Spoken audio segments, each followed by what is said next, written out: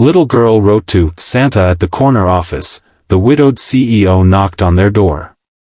From the very first snowfall of December, fate had already begun weaving a story no one in the small town of Pinebrook could have predicted. It began with a lonely, widowed CEO staring at a letter that was never meant for him, a letter addressed not to Santa Claus at the North Pole, but to Santa at the corner office. That tiny mistake, born of a child's confusion and desperate hope, set in motion a chain of events that would tear open old wounds, heal forgotten corners of the heart, and lead a broken man through a snow-covered forest toward a woman who had stopped believing miracles were meant for her.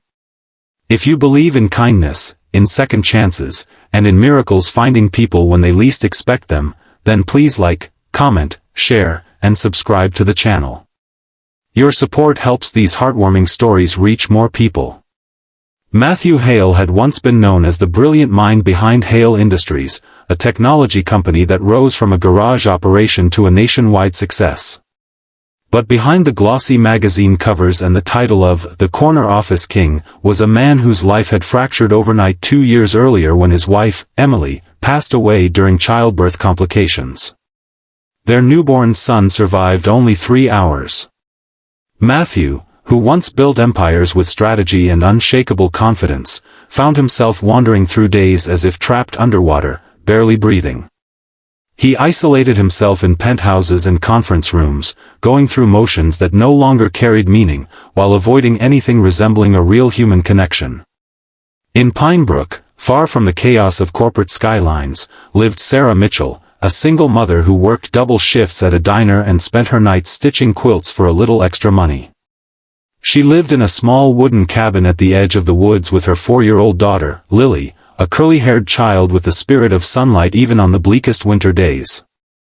Money was tight, heating bills were overdue, and Sarah's winter boots had begun to crack along the seams, but she carried on quietly, determined to give her daughter a life filled with love even if it lacked everything else. This year, Christmas felt like a weight pressing on her ribs. Lily never asked for much, a new doll, warm socks, and, as she'd whispered while coloring one afternoon, a friend for mommy so she isn't lonely. But Sarah knew she couldn't afford even half of what her daughter hoped for. Lily had overheard her mother speaking to their landlord earlier that week, and though she didn't fully understand the words, "final notice," she understood the sadness in her mother's eyes. That night, she took her red crayon, a piece of torn notebook paper, and wrote her letter to Santa. She didn't know how to spell North Pole, so she wrote what she thought she heard her teacher say during a holiday story lesson, Santa at the corner office. She drew a square box around it because corner sounded like corners of paper. Sarah had meant to correct it, but in the rush of their lives, she simply tucked the letter into the town's special Christmas mailbox outside the diner. The mailbox sent all letters to a charity distribution center where volunteers, often busy executives looking for feel-good holiday tasks, would read them. This year, a sorting error sent one letter into a corporate mailbag delivered to Hale Industries. Matthew had opened it by accident.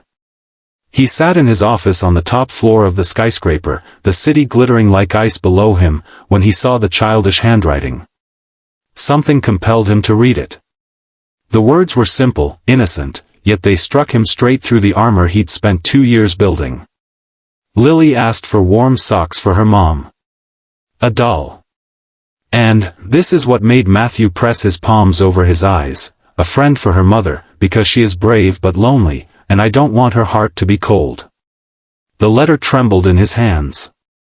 Memories of Emily's warm laughter, her dreams of a big family, her love for Christmas, all poured through him like an avalanche. He had avoided anything related to the holiday since she passed, but this letter, this tiny cry from a child who had no idea whose hands it would fall into, ignited something dormant inside him.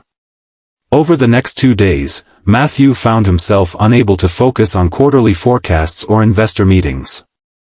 Instead, he kept rereading the letter, imagining the little girl who wrote it, the mother she loved so fiercely, and the quiet desperation tucked between the lines. He had power, real, tangible power, to change their lives. But was he ready to step into someone else's story when he barely had control over his own? On the third morning, snow began falling in heavy, silent blankets. Something in the peacefulness of the storm nudged Matthew into motion. Without notifying his board or assistant, he left the corporate tower, drove through miles of white-covered highway, and followed the small-town directions he'd pieced together from Lily's doodled house drawing. He wasn't sure what he planned to say when he arrived, but he knew he had to go. Sarah had just returned from a grueling shift, her fingers numb, her heart heavy with the dread of unpaid bills. The fire in the cabin was struggling to stay alive, crackling weakly as she dropped more wood into it.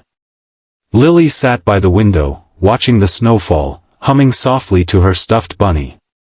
It was an ordinary winter afternoon, cold, quiet, and stretching endlessly, until Lily's eyes widened, and she pointed outside. Sarah turned toward the doorway at the same moment it swung open, letting a gust of frigid wind rush into the warm cabin. On the snow-covered path stood a man she didn't recognize, wearing a dark coat dusted with white, holding a large red box wrapped in golden ribbon. His expression carried hesitation and something unspoken, like a man who wasn't sure if he was walking into a memory or a new beginning. Sarah's instincts kicked in: protect Lily, be cautious. Strangers didn't find their way into the forest unless they had business. But Lily, with the uncanny intuition only children possess, whispered, "Mommy." Santa came to the corner office. For a moment, everything inside Sarah froze. She didn't understand what Lily meant, but the man looked equally taken aback. Then he gently smiled, the kind of smile that didn't reach the eyes, because the eyes were carrying too much pain. Matthew stepped forward with a slow breath, feeling awkward, out of place, but compelled by something larger than his own grief. He explained everything: the letter, how it ended up in his office, how he felt drawn to come here not out of pity but because something in Lily's words reminded him of who he once was before life shattered him.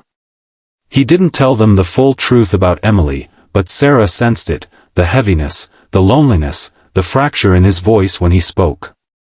The cabin grew warm not just from the fire but from the quiet understanding settling between them.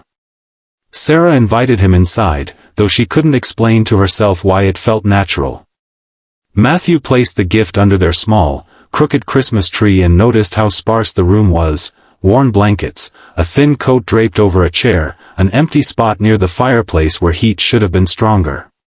Over the next hour, they talked, not like a CEO and a struggling mother, but like two wounded souls who recognized something familiar reflected in one another. Sarah opened up about raising Lily alone, about balancing work and survival, about the fear of failing her child despite giving everything she had. Matthew found himself sharing pieces of his own loss, his guilt, and the emptiness that money and success couldn't mend. Lily eventually fell asleep on Sarah's lap, clutching her bunny. Matthew watched the scene, feeling a pang of emotion so sharp he had to turn away for a moment. This warm little cabin, humble, imperfect, fragile, held more life than his enormous house ever had since Emily passed. When he finally stood to leave, Sarah thanked him with a softness that caught him off guard. She didn't ask for more, didn't act impressed by his wealth, didn't treat him like a man of status. She treated him like a human being, something he hadn't felt in years. Matthew drove home through the snow with the image of that small cabin lingering in his mind. Over the next days, he couldn't shake the connection he felt. He found himself arranging for an anonymous company donation that paid Sarah's heating bills, covered her past due rent, and delivered warm clothes for Lily. But he didn't stop there.